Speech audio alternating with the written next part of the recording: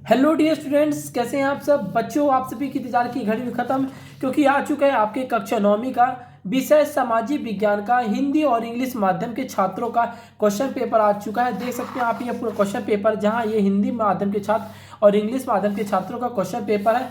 और आज की इस वीडियो में मैं छात्रों आपको बता दूं सभी क्वेश्चंस का, जी बच्चों सभी क्वेश्चंस का आज की वीडियो में पूरा फुल टू फुल सोल्यूशन कराने वाला हूं। आप देख सकते हो सेट ए का क्वेश्चन और सेट बी का, दोनों सेट के क्वेश्चन पेपर का आंसर यहाँ पर आ चुका है बच्चों। ठीक है, तो पहले हम आपको सेट ए का क्वेश्चन पेपर का पूरा सॉल्व कराएंगे, फिर इसके बाद सेट बी के क्वेश्चन पेपर का भी आपको पूरा फुल टू फुल सोल्यूशन भी कराने वाले हैं। तो बच्चों आपको इस वीडियो को अंत तक देखना है और दोस्तों के साथ शेयर कर देना है, क्योंकि यह वीडियो किसी भी वक्त डिलीट हो सकती है और मैं नहीं चाहता कि कोई भी छात्र अपने एग्जाम में 75 में 75, जी बच्चों 75 में 75 लाने से छूट जाए। ठीक है दोस्तों, अभी मैं इसमें पेंसिल का यूज इसलिए कर रहा हूँ क्योंकि एक रियल पेपर इसे वापस करना पड़ता है, इसीलिए हम इसे जो पेंसिल से लिखा होगा मिटा के वापस कर देंगे, इसीलिए पेंसिल यूज कर रहे हैं। कोई दिक्कत होगी तो प्लीज़ थोड़ा वो कर लीजिए, एडजस्ट कर लीजिएगा। ठीक है, तो चलिए बच्चों वीडियो स्टार्ट करते हैं। जैसा कि बता दें कक्षा 9वीं विषय सामाजिक विज्ञान हिंदी और इंग्लिश माध्यम के छात्रों का पेपर है। सब तो देख चुके हैं क्योंकि मैं इसी सन कल आया हूँ। टोटल क्वेश्चन 22 होने वाले हैं, हावर 3 घंटे का, और आपके टोटल मार्क्स होने वाले 75 के। ठीक है बच्चों, यहाँ पर आपके कुछ निर्देश दिए गए हैं, इन निर्देशों को आपको ध्यानपूर्वक पढ़ लेना है। ठीक है, बाकी यदि कोई नहीं पढ़ेंगे तो भी कोई दिक्कत वाली बात नहीं है, यहाँ से आप इसका स्कैनर बारकोड सब मिला सकते हैं बच्चों।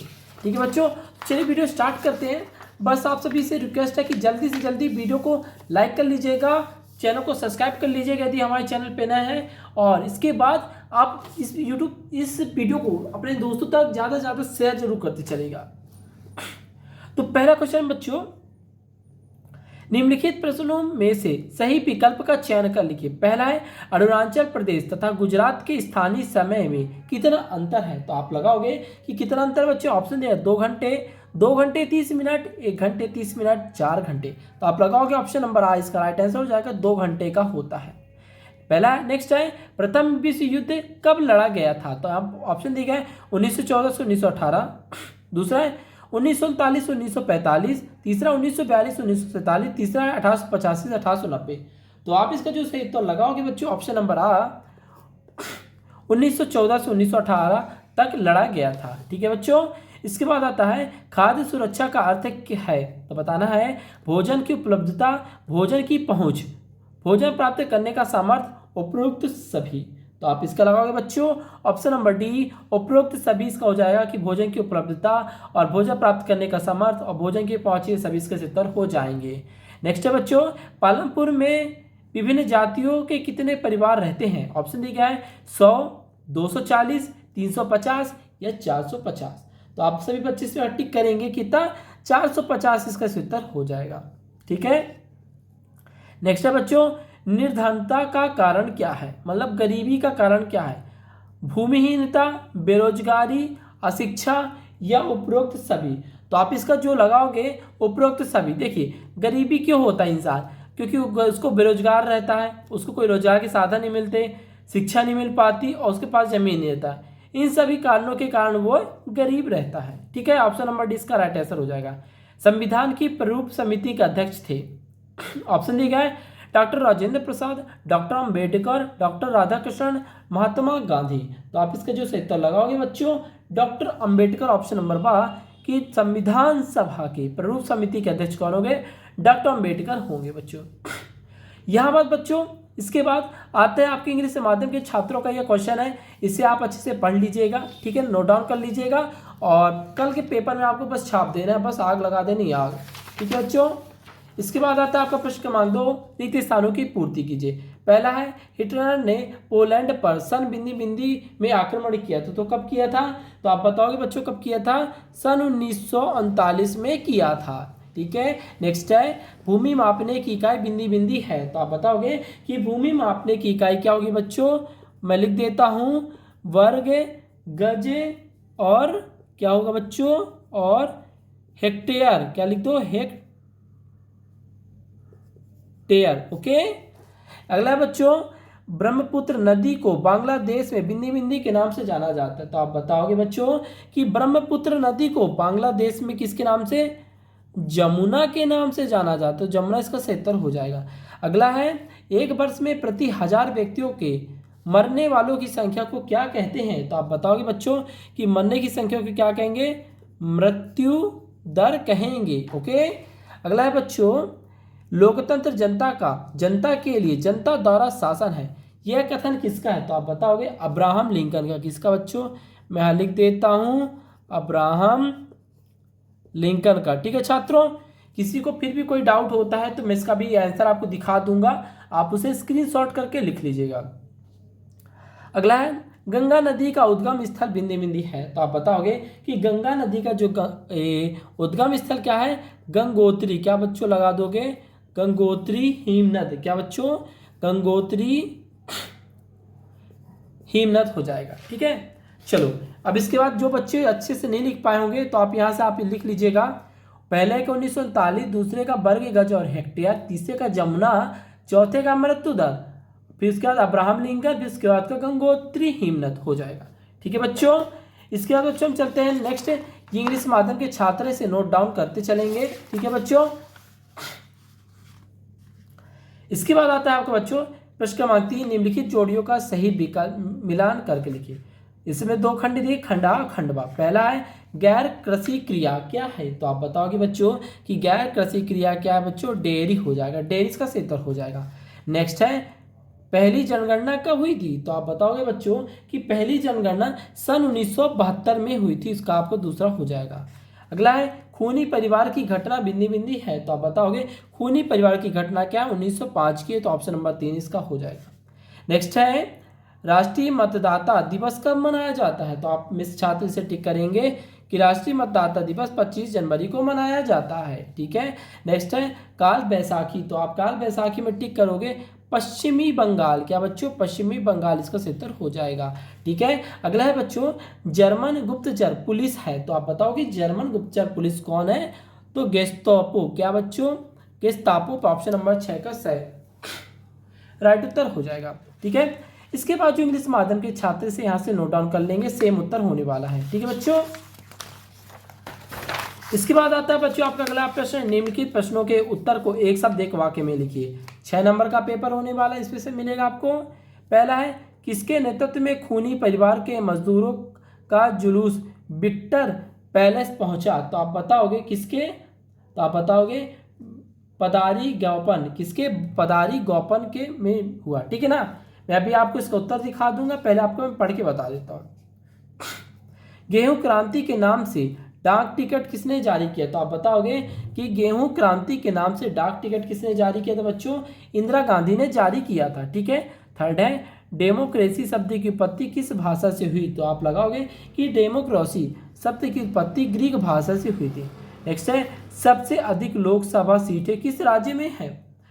देखो बच्चों, इस समय चुनाव का समय चल रहा है, तो आप सभी के लिए एक होमवर्क है। ठीक है, आप सभी को कमेंट करके बताएंगे कि सबसे अधिक लोकसभा की सीटें किस राज्य में हैं। ठीक है, क्योंकि इस टाइम पे न्यूज़ चल रही है, तो आप तो सभी को पता होगा।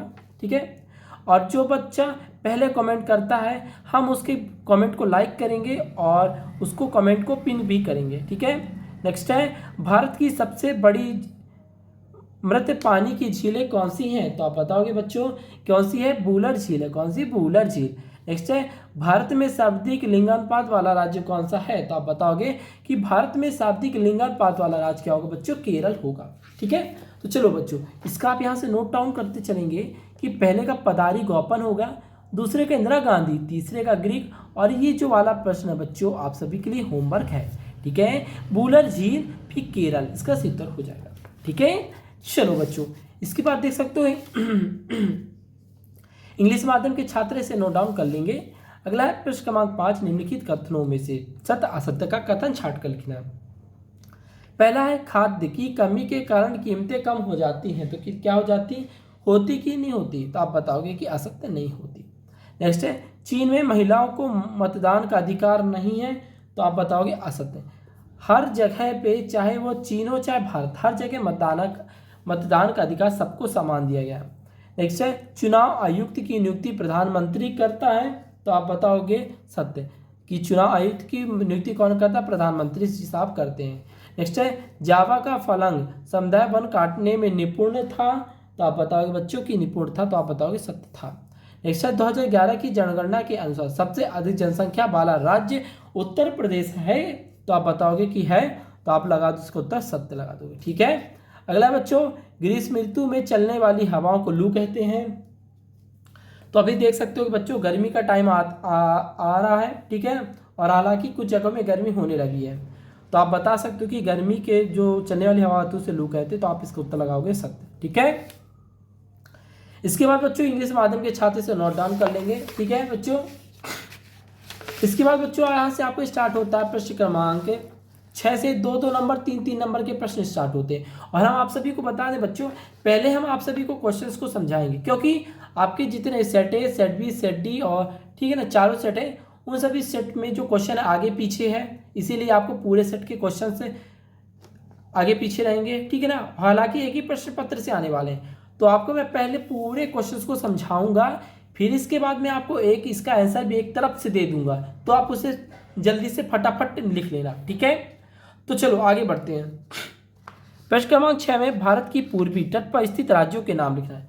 मतलब यहाँ पर जो भारत है ना, उसका जो पूर्वी तट है, जैसे आप जानते हो ईस्ट, वेस्ट, नॉर्थ, साउथ, तो आपका पूर्वी तट, यहाँ पर जो आपके जो राज्य स्थित है उनका नाम लिखना है आपको, वो भी 2 राज्यों का नाम लिखना है। ठीक है। अतः पूछा गया है विश्व में भारत को कितने नामों से जाना जाता है। तो आपको बताना है कि जैसे देखो, आपका नाम हो गया राहुल, आपको राहुल भी बोलते हैं, आपको और भी नाम से पुकारते हैं, राहुला वोला, कई प्रकार से बुलाते हैं नाम। ठीक है। उसी प्रकार से आपको बताना है कि विश्व में भारत को किस नाम से जाना, जैसे भारत को हिंदुस्तान, इंडिया, इन नामों से जाना जाता है। ठीक है। नेक्स्ट है जेट पवनें क्या है। आपको बताना है कि पवन जो होती हैं उसमें जेट पवनें होती हैं, उनको बताना है उनके बारे में। अतः पूछा गया है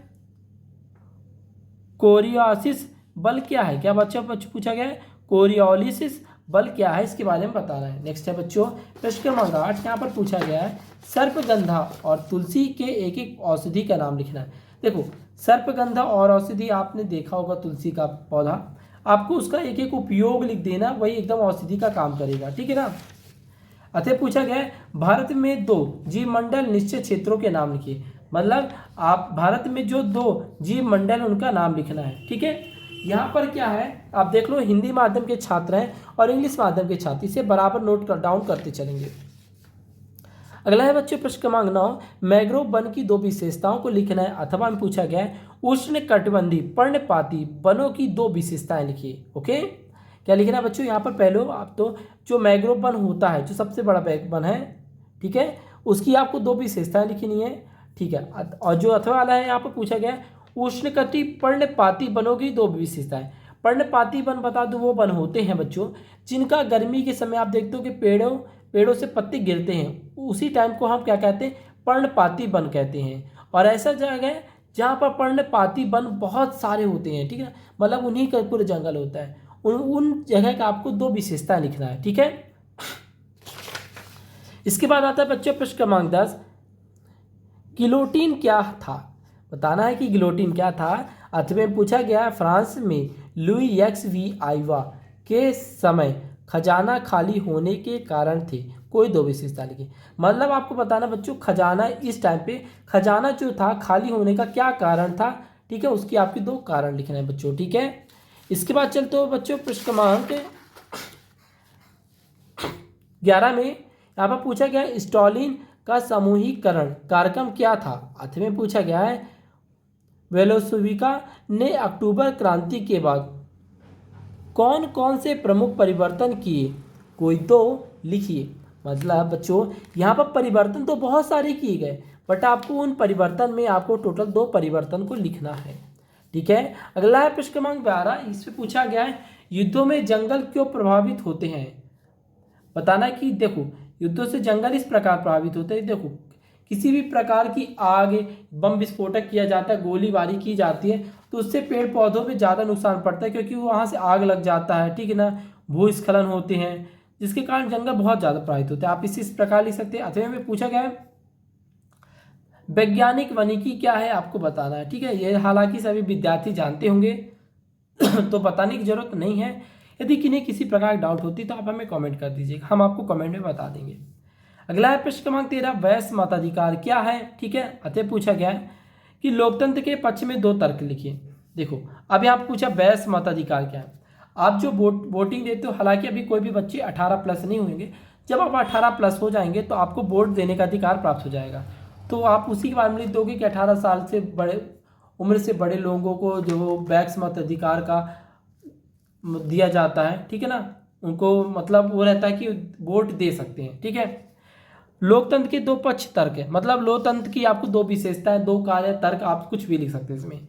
नेक्स्ट है प्रश्न क्रमांक 14, रंग भेद से आप क्या समझते हैं अथवा संविधान क्या है। तो यहाँ पर आप लिख सकते हो बच्चों कि यहाँ पर संविधान क्या है। देखो इसके पहले मैंने बताया था संविधान के बारे में, यहाँ पर आपको हालांकि मैंने बताया था। देखो संविधान के बारे में पूछा गया था ना, पहली जनगणना, इन सबको भी आप यहाँ संविधान वाले प्रश्नों पर लिख सकते हैं, ठीक है, कि संविधान कब बना, संविधान में कितने संविधान है, कि मतलब क्या क्या संशोधन किए, सब लिख सकते हैं। प्रश्न क्रमांक 15 में संसद में के कितने सदन होते हैं उनके नाम लिखिए। तो आपको बताना बच्चों कि संसद के टोटल कितने सदन होते हैं, उनके सभी के नाम को लिखना है। प्रश्न क्रमांक 18 में पूछा गया है गठबंधन सरकार किसे कहते हैं। आप जानते हो कि दो सरकारें आपस में मिलकर एक सरकार बनाते हैं, उसे गठबंधन सरकार कहते हैं, ठीक है बच्चों।